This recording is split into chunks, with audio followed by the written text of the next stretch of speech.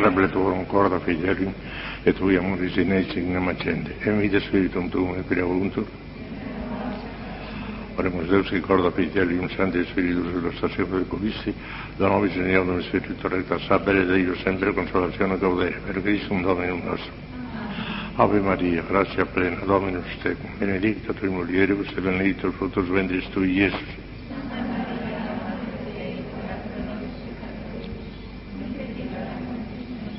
Gloria al Padre, al Hijo y al Espíritu Santo.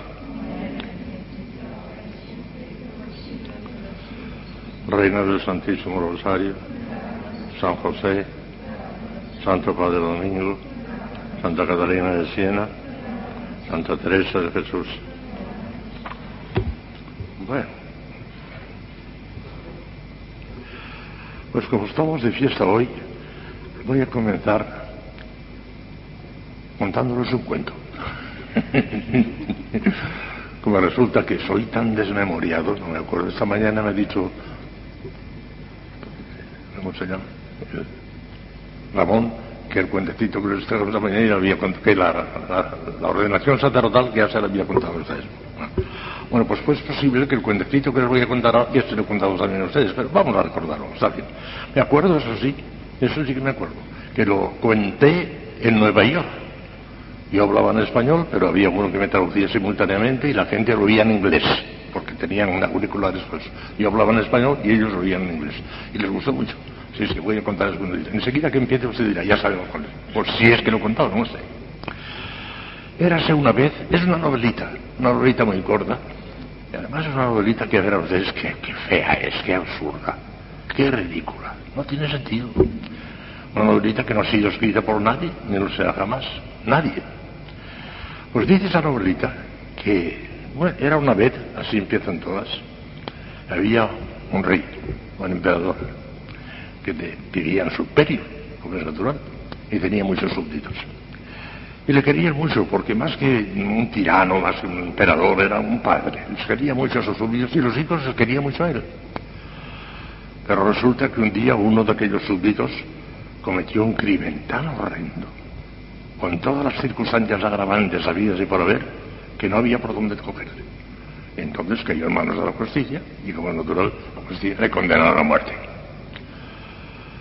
En las naciones donde rige la pena de muerte, en España no rige, aquí no se puede condenar a muerte a nadie.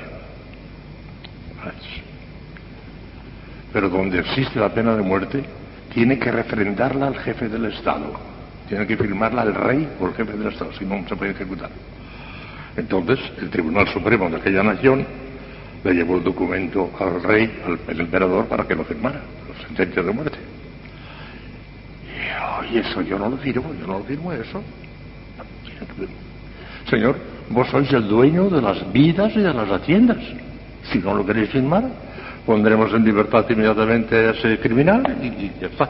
Pero si queréis salvaguardar la justicia y dar un buen ejemplo a toda la nación, no tenéis más remedio que firmar eso. El hombre se quedó sobrecogido. Déjenme pensar, váyanse. Vuelvan mañana, lo quiero pensar. ¿No? Se marcharon los magistrados, y estando el hombre preocupado pensando en aquellas cosas, llamaron a su puerta. Adelante. Su hijo, el príncipe heredero. Hola, ¿qué te da? ¿Qué te trae por aquí? Anda, siéntate, ¿qué quieres? Y papá, estás muy preocupado, ¿verdad? Sí, estoy preocupado. Yo no quiero firmar esa sentencia de muerte. Pues mira, hay una solución. Un magistrado me ha dicho que hay una solución para salvar a ese criminal. Si hay una persona que quiera entregarse por él, será justicia esta persona que quiera entregarse, y al otro se le pone en libertad.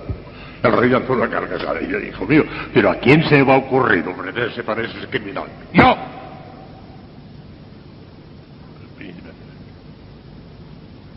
Entonces, en Nueva York tenía escondido un crucifijo al príncipe. Causó una impresión tremenda. Porque la novelita termina diciendo que el príncipe, que el emperador aceptó el ofrecimiento del príncipe, el príncipe fue ajusticiado y aquel sinvergüenza, aquel canalla, aquel gran bandido, libertado. Es de fe. Esa novelita tan absurda, tan ridícula, es de fe. El artículo número 1 de nuestra fe cristiana. El que no crea eso ha dejado de ser católico, ha dejado de ser cristiano. El príncipe heredero de la gloria en la cruz, para que Barrabás, el que tenía que estar en la cruz, esté en la calle. Libertad. El que no crea eso deja de ser católico.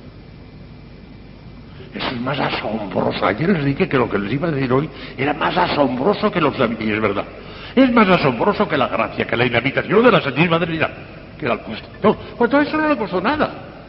A Dios nuestro Señor la inhabitación, la gracia, las virtudes infusas, los dones del Espíritu Santo, todo eso no le cuesta nada. Pero redimirnos a nosotros le costó la cruz de Cristo. Le costó el asesinato de su hijo muy amado, del príncipe heredero. De manera que es muchísimo más asombroso lo que le estoy diciendo hoy de lo de ahí todos los días, sin duda ninguna. Lo más terrible que Dios ha hecho, lo más increíble, es la encarnación redentora de Cristo nuestro Señor. Porque todavía hubiera podido haber una encarnación no redentora. Si, por ejemplo, el hombre no hubiera pecado, y a Dios se le hubiese ocurrido hacerse hombre de todas maneras para ser el presidente y el rey de la creación en forma de hombre también. Bien, aún eso sería enorme, aún eso sería enorme. Porque ¿qué diríamos de un hombre que quisiese hacerse hormigo para agradar a las hormigas? Un hombre hacerse hormiga para agradar a las hormigas, no acabe eso. Pues entre nosotros y las hormigas hay una distancia grande, pero no infinita. Y entre ellos y el hombre hay una distancia infinita. Y la saltó Dios en su vida. Pero si a esto añadimos que no vino para ser el rey de la creación, sino para redimirnos, para morir en la cruz, algo pensado. Una locura que cometió nuestro Señor. Una cosa absurda. Hizo posible lo imposible. Lo absurdo lo hizo posible. Lo absurdo, lo que nadie se le ocurre. Se le ocurrió a él. Además hay otra cosa mucho más fuerte todavía que esto, parece mentira, y todavía es más fuerte. Y es que una vez encarnado, una vez juntadas las dos naturalezas en una sola persona divina, que es la encarnación, una vez encarnado, una vez Dios hecho hombre, podía habernos redimido con cualquier acto, con una sonrisa, porque todo tenía un valor infinito. Hubiera podido sonreír, Padre Santo, Padre mío, Padre Celestial. Mira, esta sonrisa te la ofrezco para reparación, para redimir al género humano. Y su padre se hubiese vuelto loco de alegría. ¿Por qué bastaba eso? Un acto cualquiera de Cristo, una sonrisa, una palabra tenía un valor infinito y podía redimir millones de mundos que necesitaban redención. Pero no quiso hacer eso. Llegó hasta la locura de la cruz. Pero ¿por qué llegó a la locura de la cruz si no hacía falta? Si no era necesario. Pues llegó. Que llegó para que viésemos, nosotros nos viésemos, somos que somos tan obtusos, que no comprendemos casi nada. Para que viésemos que Dios se había vuelto loco de amor por nosotros, quiso llegar hasta la cruz, que no tenía ninguna necesidad. Podía redimir al género humano sin llegar a la cruz. Tremendo. Por eso lo dije ayer y lo repito hoy. Lo más asombroso que ha hecho Dios es la encarnación redentora. Más que la gracia, que la inhabitación de la Santísima Trinidad, porque todo eso no le cuesta nada a Dios. Pero la redención, la encarnación redentora, le costó la sangre de Cristo, le costó la cruz. Porque claro, hubiera también y además otra cosa, pudiera haber hecho otra cosa.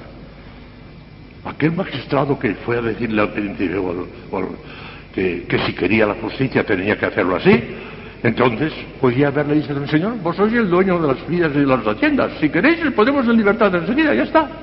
Y Dios hubiese podido decirle: bueno, Adán y Eva, cuando cometió el pecado, Dios hubiera podido decirles: poneros de rodillas y pedirme perdón. Y podía haberles perdonado, sin más. Podía haberlo hecho.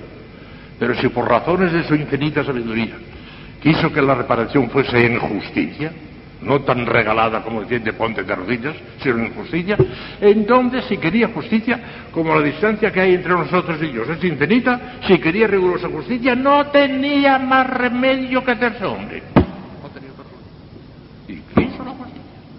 Es más digno de la grandeza de Dios el exigir la reparación de justicia. Pero como eso, todo el género humano ha habido y por haber, todo el género humano junto ha habido y por haber, jamás hubiera podido repararlo en justicia, porque no podemos hacer un acto infinito, la distancia es infinita y no podemos salvar, pues no tenía más remedio que encargarse él o el Padre o el Espíritu Santo. Porque dice Santo Tomás que en cualquier caso la Santísima Trinidad hubiera podido encarnarse no solamente el Hijo, sino también el Padre o el Espíritu Santo. De hecho, decretaron por razones de infinita sabiduría que nosotros no sabemos, decretaron que la encarnación fue el Hijo. Pero hubiera podido ser el Padre o el Espíritu Santo. Ahora, si querían reparación de justicia, no tenían más remedio que hacerlo así. Porque solo una persona divina es capaz de realizar un acto infinito. Y Cristo es persona divina. Tiene dos naturalezas, divina y humana, pero no es más que una sola persona divina. Y por consiguiente sus actos tienen un valor infinito, rigurosamente infinito. El único que puede. Para que vean si esto es enorme, y es valor que es el loco. Enorme lo que Dios hizo por nosotros. Sin ninguna necesidad. Sin ninguna necesidad incluso para redimirnos. Porque si dijéramos, es que para redimirnos no tenía más remedio. No podía redimirnos con una sonrisa. Encarnarse era necesario. Eso no había más remedio. Hacerse hombre no es, porque el único que puede hacer un acto infinito, un hombre encarnado, con unión hipostática. Lo único que puede hacerlo. Y eso era necesario. Pero llegar hasta la cruz, tenían una necesidad. Y yo, para que viésemos que se ha vuelto loco Dios de amor. Se ha vuelto loco. Ahora, ¿qué tendría de particular que nosotros nos volviéramos locos también? Que perdiéramos la cabeza, que nos volviéramos locos. Sería lo natural. Si no nos volvemos locos, los ángeles deben estar y primero esta gente, pero ¿qué están pensando? No se vuelven locos, chico. Estarán asombrados. Porque para volverse locos. Solo que les acabo de decir bien de qué manera lo resumo en un parradito. Magnífico era el plan de Dios, elevando al hombre al orden sobrenatural, ya les hablé ayer de eso, elevando al orden sobrenatural y señalándole como fin último la visión y el goce fruitivo de su propia divina esencia. Para eso nos ha creado, para la visión beatífica. El estado de justicia original comportaba, además de los dones sobrenaturales que acabamos de recordar, una serie magnífica de privilegios preternaturales, entre los que destacaban tres: el de integridad, en virtud del cual el hombre poseía en pleno dominio y control sobre sus pasiones; el de impasibilidad, que le hacía invulnerable al dolor, al sufrimiento y a la muerte; y el de inmortalidad, tercero, que era el que le hacía invulnerable a la muerte. De manera que después de una permanencia más o menos larga en el paraíso terrenal, hubiera sido trasladado al cielo sin pasar por el trance terrible de la muerte.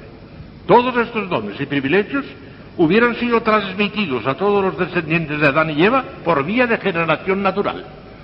Todos hubiéramos nacido así, con todos esos privilegios sobrenaturales, naturales, hubiéramos vivido en este mundo 50, 60, 70, 80 años, y después nos hubieran trasladado al cielo en cuerpo y alma sin pasar por la muerte.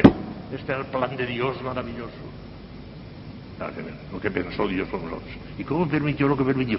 Son misterios insondables y fenomenales. ¿Acaso para demostrarnos que está loco, como hemos dicho antes? Pero el hombre, seducido por la mujer y ésta por el enemigo infernal, conculcó voluntariamente el precepto divino. Sobrevino la catástrofe del pecado original, y con él la pérdida de todos aquellos dones y privilegios para la humanidad entera, que había de brotar como de su fuente, de aquel manantial contaminado por el pecado. Así pues, dice San Pablo en los Romanos, como por un hombre entró el pecado en el mundo y por el pecado la muerte, así la muerte pasó a todos los hombres, por cuanto todos habían pecado, todos.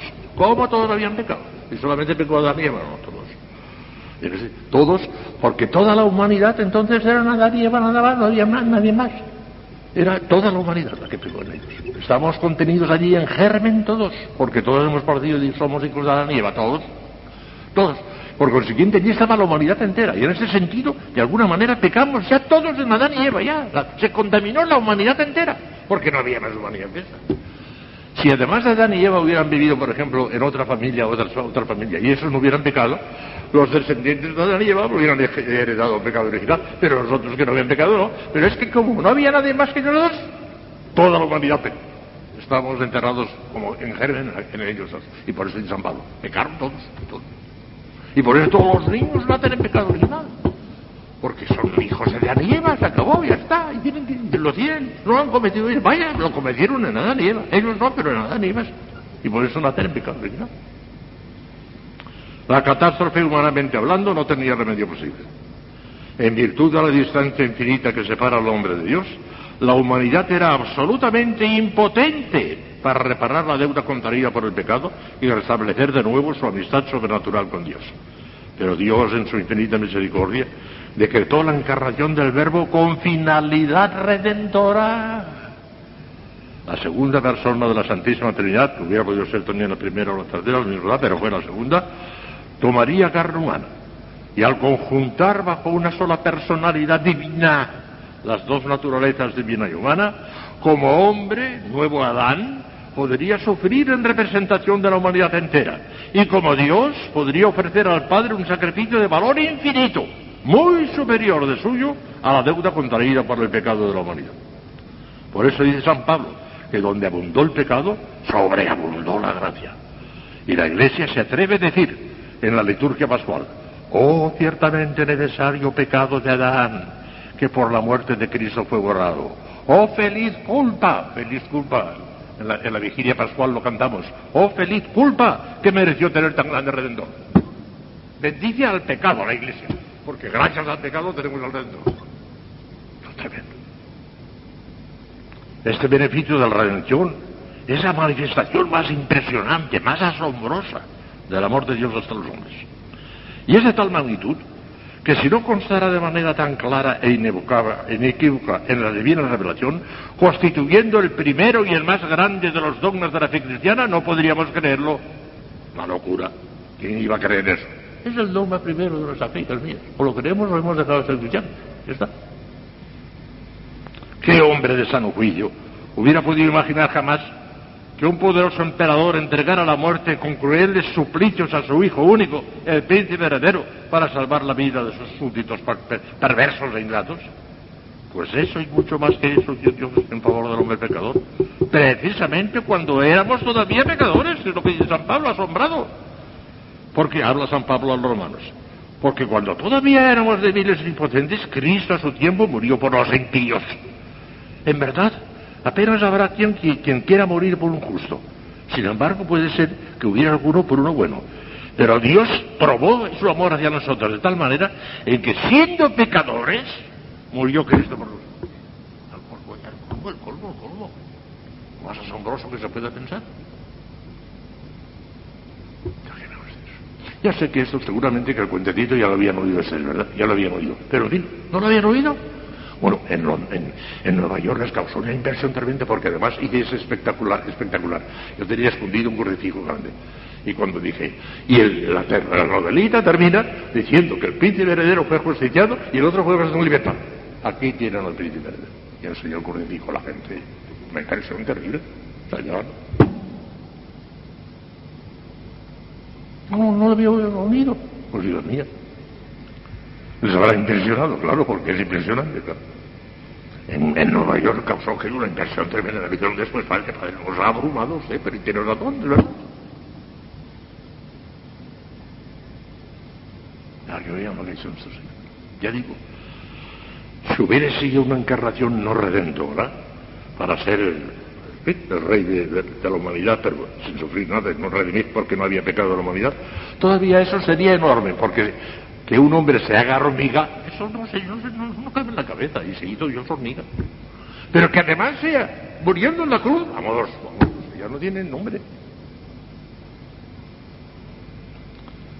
Con razón exclama San Juan, lleno de estupor, San Juan: tanto amó Dios al mundo que le dio a su Hijo unigénito, para que todo el que crea en él no perezca, sino que tenga vida eterna. Lo dice San Juan asombrado, claro.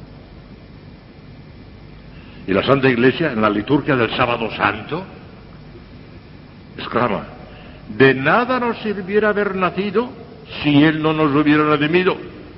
Oh admirable efusión de tu piedad hacia nosotros, oh inestimable amor de caridad, entregaste al Hijo para redimir al esclavo.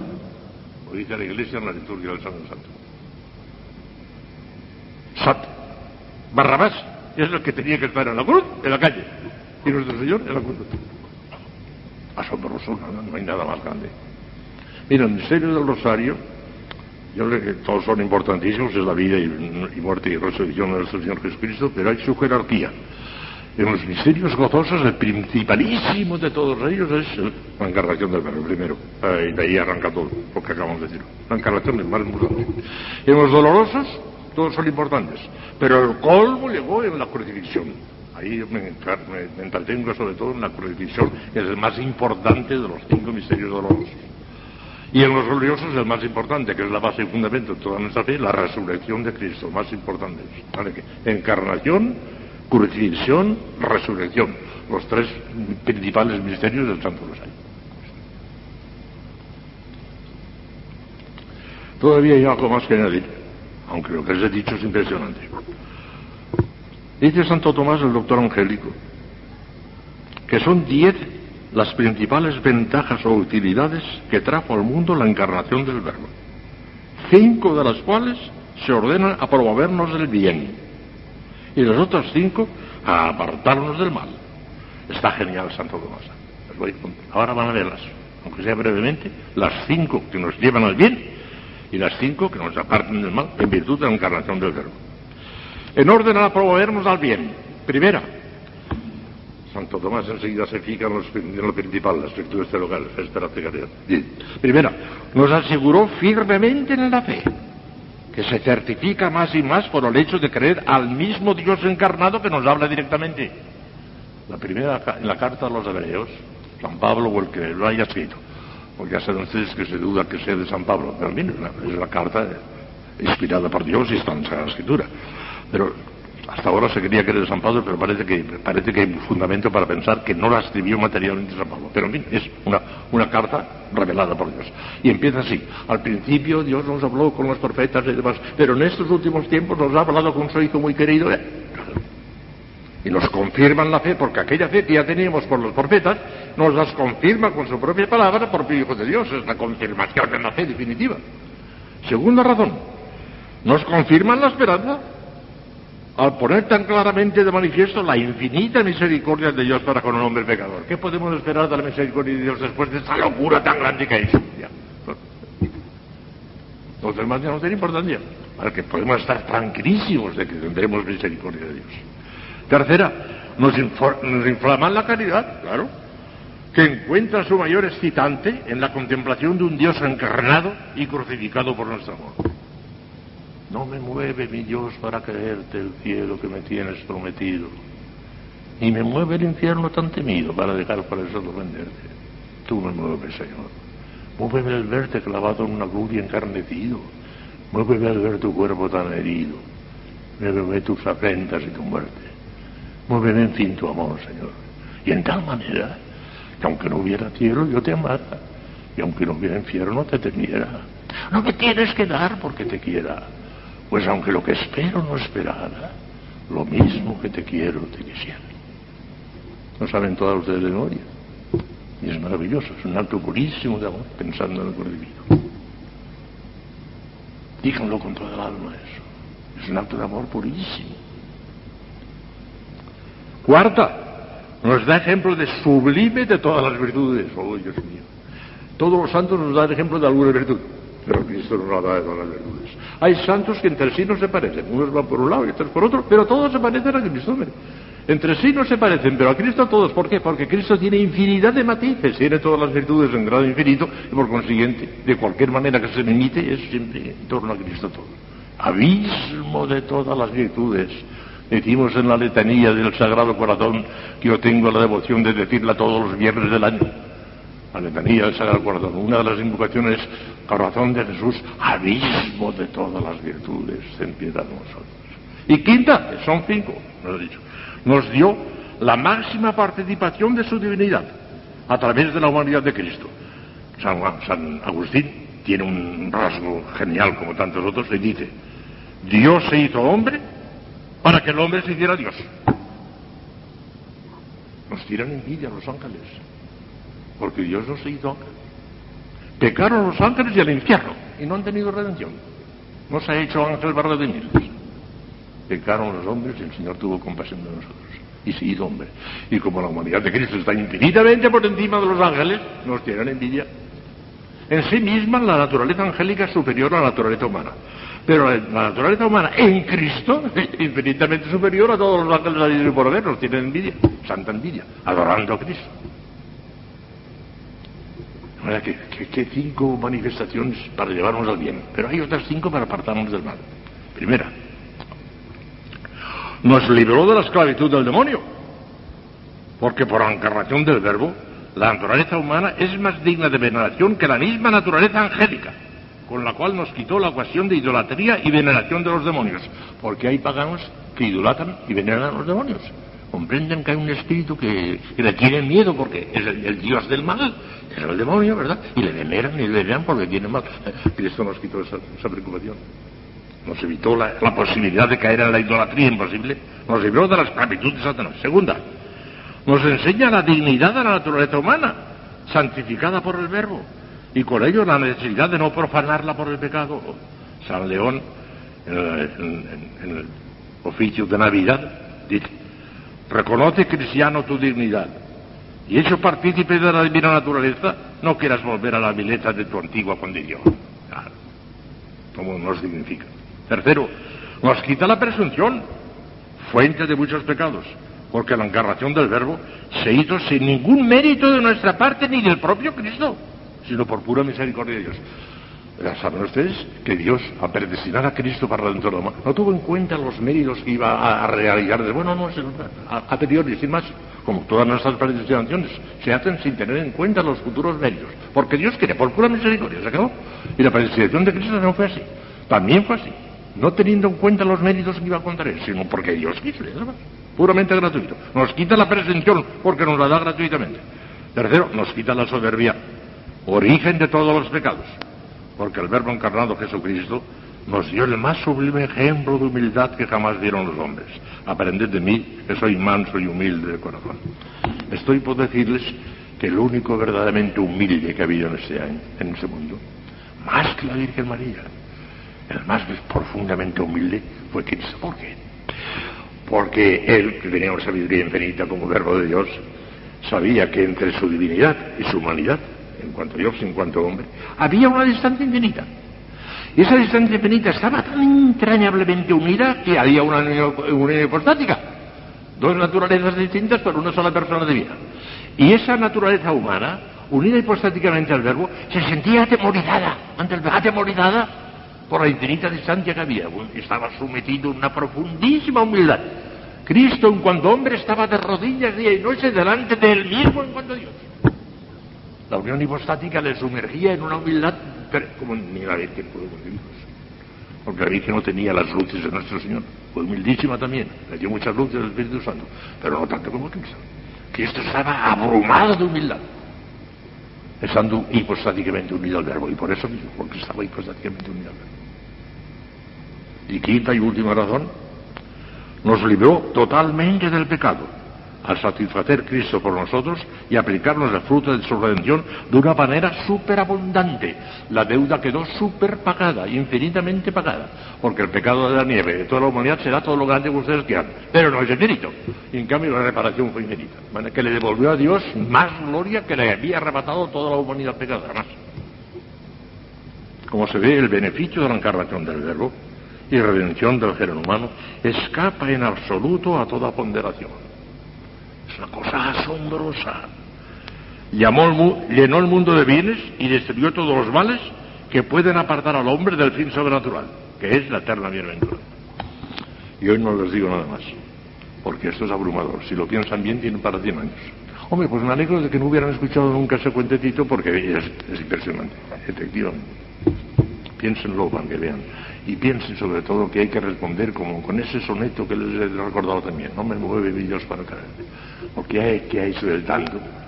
Pues ¿por qué vamos nosotros también a entregarnos totalmente? Y que después seamos tan inconsecuentes, que seamos tan egoístas, que si la salud, que si no puedo, que si tal, que hasta cierto punto que entregarse como víctima. Pase lo que pase, y si me muero mejor, que me entierren. Porque así lo hizo Cristo. No, Señor. Nosotros a cuidarnos, nosotros a nosotros. En fin, que el Señor tenga misericordia de Dios, que la tendrá. Ya les dije el año pasado, al hablarles de las señales de predestinación, que si tenemos aquellas 5 señales, que las tenemos, y las fuimos recorriendo, vimos que las tenemos todas, podemos estar tan seguros de que iremos al cielo como Lucía la de Fátima. Igual.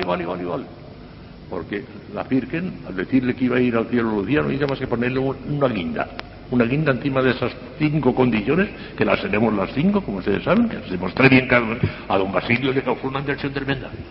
Me dijo que eso es una demostración absoluta, eso es que pertenece, no hay por dónde cogerle. Se quedó contentísimo don Basilio también. Por cierto, que él pensaba estar aquí 2 o 3 días y estuvo el quinto 20. Y me lo dijo que era porque quería huir.